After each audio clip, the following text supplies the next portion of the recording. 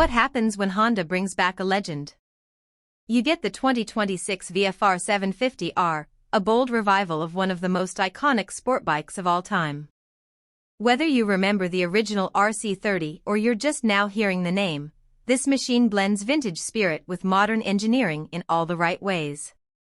Welcome to Next Gen Reviews, and today we're looking at the long-awaited return of a true Honda icon. Design.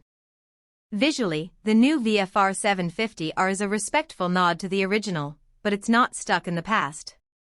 It keeps the single-sided swing arm, aggressive fairing lines, and that unmistakable silhouette, but now with full LED lighting, carbon accents, and updated aero for real-world performance. It looks fast standing still, and every detail is clean, focused, and premium. Performance.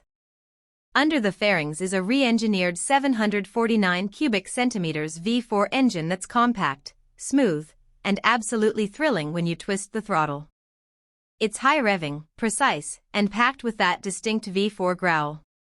Paired with a quick-shifting 6-speed gearbox and lightweight chassis, the VFR750R handles like a proper sport bike, sharp, balanced, and built for riders who actually ride.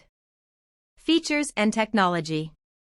Honda didn't overload this bike with fluff, but you do get modern essentials: ride-by-wire, multiple riding modes, traction control, a slipper clutch, and a bright, clean TFT display. There's even a track mode for those who want to push it further.